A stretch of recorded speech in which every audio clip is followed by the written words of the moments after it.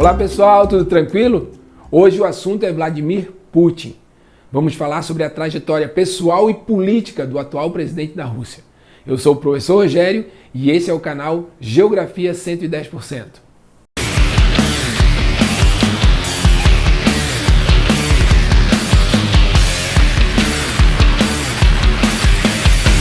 Vladimir Putin nasceu no dia 7 de outubro de 1952, na cidade de Leningrado, atual São Petersburgo. Em 1975, aos 23 anos, forma-se em Direito na Universidade Estadual de Leningrado. E nesse mesmo ano entra na KGB, Serviço Secreto da então União das Repúblicas Socialistas Soviéticas. Serve primeiro na sua cidade natal, Leningrado, mas em 1985 é designado a cidade de Dresden, na Alemanha Oriental, chegando lá com a patente de tenente-coronel, e permanece em Dresden até 1989, ano da queda do Muro de Berlim. Com a reunificação da Alemanha, Putin retorna à sua cidade natal e assume o cargo de vice-diretor adjunto de Relações Internacionais na Universidade da cidade, ao lado de Anatoly Sobchak, então reitor da universidade. E com Sobchak, Putin entra na vida política, sendo nomeado assessor do presidente do Conselho Municipal, que era Anatoly Sobchak. E em 1991, Putin deixa a KGB com a patente de coronel. KGB que se dissolve, dando origem a outros órgãos já no governo russo. Em 1991, é importante a gente lembrar que a União Soviética ela se fragmenta, ela deixa de existir, dando origem a 15 novos países. E quem herda o legado da União Soviética é então a Rússia. Em 1994, Vladimir Putin é nomeado vice-prefeito de São Petersburgo, antiga Leningrado, pelo então prefeito Anatoly Sobchak. Já em 1996, Kubitschek tenta a reeleição, mas perde o pleito. Vladimir Putin então vai para Moscou e lá é nomeado diretor adjunto da presidência. Logo depois assume o cargo de vice-diretor do Serviço Administrativo e Técnico do presidente Boris Yeltsin, permanecendo no cargo entre 1996 a 1997. Em 1998 é nomeado diretor do Serviço Federal de Segurança, uma divisão da antiga KGB. E em 1999 acumulou o cargo de secretário do Conselho de Segurança e depois de primeiro-ministro. E na Rússia, com uma impossibilidade do presidente de continuar no cargo, por exemplo, se renuncia, quem assume é o primeiro-ministro. E foi o que aconteceu no dia 31 de dezembro de 1999. O presidente Boris Yeltsin renuncia por problemas de saúde e quem assume pela primeira vez, de forma interina, a presidência da Rússia é Vladimir Putin. No ano seguinte, em 2000, Vladimir Putin concorre às eleições e é eleito presidente da Rússia, e reeleito em 2004. E é a partir daí que tem início um longo período de influência de Putin na política russa. Influência que dura até os dias atuais. Quando assumiu, o mandato de presidente na Rússia era de 4 anos, com direito a uma reeleição. Em seu governo, Putin alcançou alta popularidade, alcançando uma taxa de aprovação de 86% em 2008.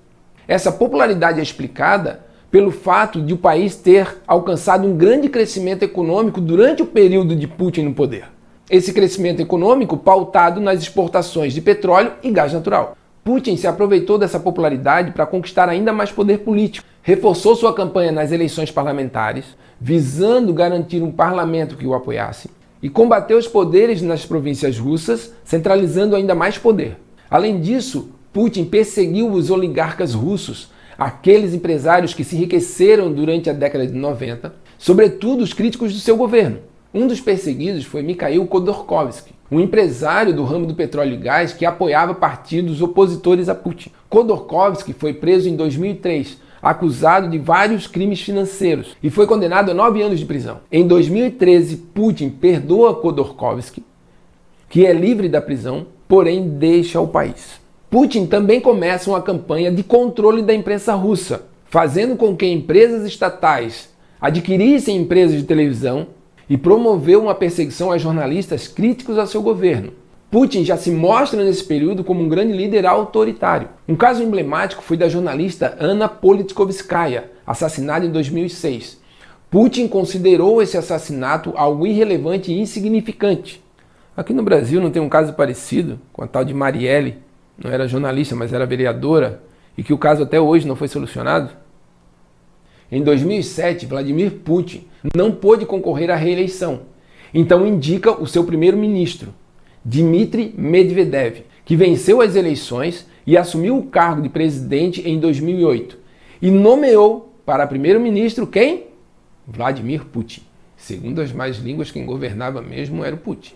Durante o governo de Medvedev, o mandato presidencial, que era de 4 anos, passou para 6 e com uma reeleição. Assim, em 2012, Putin concorre novamente ao cargo e é eleito com 64% dos votos e reeleito em 2018. Já em 2020, aprovou uma reforma que dá ao presidente a possibilidade de concorrer ao cargo durante 4 eleições seguidas. Ou seja, Putin pode concorrer às eleições de 2024 e também de 2030.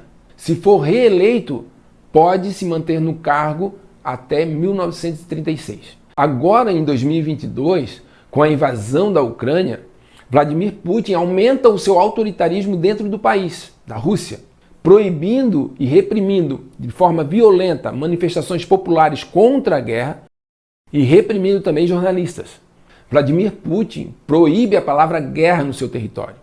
Jornalistas ou demais cidadãos que falarem sobre o conflito devem usar a expressão ação militar especial na Ucrânia, ameaçando e prometendo 15 anos de prisão a quem descumprir essa ordem, ou seja, quem usar a expressão guerra.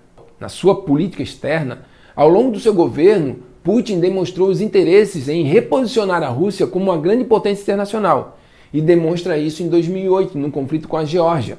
O motivo foi a região separatista de Ossétia do Sul. O exército russo vai intervir na região depois de um ataque violento do exército georgiano contra os separatistas e em apenas 5 dias o exército russo derrotou as forças da Geórgia.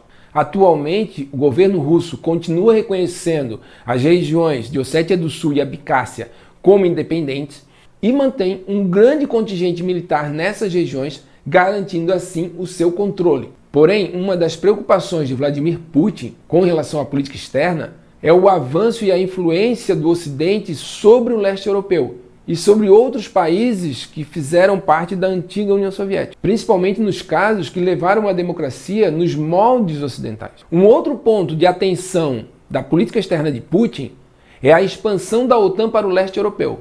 Mas espera aí, não tinha um acordo entre a Rússia, os líderes ocidentais, a OTAN, em que estes aí não iriam se expandir para o leste europeu?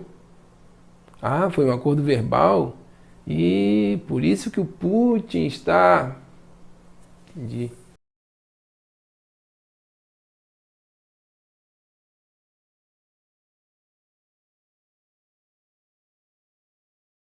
Um outro foco de tensão da política externa de Putin está relacionado ao Oriente Médio, já que não vai concordar com a postura do governo americano frente ao Irã e também não vai concordar com a invasão dos Estados Unidos ao Iraque. É bom lembrar que os Estados Unidos, para invadir o Iraque em 2003, passou por cima do Conselho de Segurança da ONU, ou seja, foi contrário às opiniões da Rússia. Vladimir Putin também procura aumentar os laços entre o seu país e a China, a fim de criar uma cooperação mútua entre as duas nações, principalmente como forma de se posicionar contra o domínio dos Estados Unidos na política internacional. E a política externa russa se tornou cada vez mais agressiva. Vladimir Putin, por exemplo, autorizou a Rússia a intervir na guerra civil da Síria. Guerra civil que se alonga desde 2011, que teve início com as manifestações da Primavera Árabe. A intervenção militar russa na Síria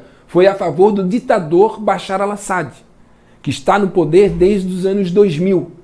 Sua família está no poder desde 1971. O objetivo é garantir um governo aliado na região e reprimir as ações ocidentais. E Vladimir Putin também foi acusado de intervir nas eleições norte-americanas de 2016. Houve denúncias de cyberataques pelo governo russo em prol do então candidato Donald Trump, que foi eleito presidente naquele ano. Especialistas interpretam que esses cyberataques têm por objetivo enfraquecer a democracia nos países ocidentais e fortalecer movimentos de extrema-direita. E atualmente, com a invasão do território ucraniano, Vladimir Putin mostra que sua política externa continua agressiva. Bom, galera, e a que conclusão chegamos sobre Vladimir Putin? Que Vladimir Putin não é qualquer político. Vladimir Putin é formado em direito, foi membro da KGB durante o período da Guerra Fria, viveu o auge da União Soviética como grande potência, viu a decadência do Império Russo e a fragmentação da União Soviética, chegou ao poder na Rússia e reergueu o país economicamente e politicamente. E atualmente tudo indica que quer recolocar a Rússia como grande potência no cenário internacional. Talvez até recriar o antigo império. Vai saber o que passa naquela cabeça. Pessoal, por hoje é isso. Se inscreva no canal, dê um like, compartilhe e a gente se vê na próxima. Valeu? Subchat. Diretor adjunto. A comunicar secretário do conselho. Ô, Rogério.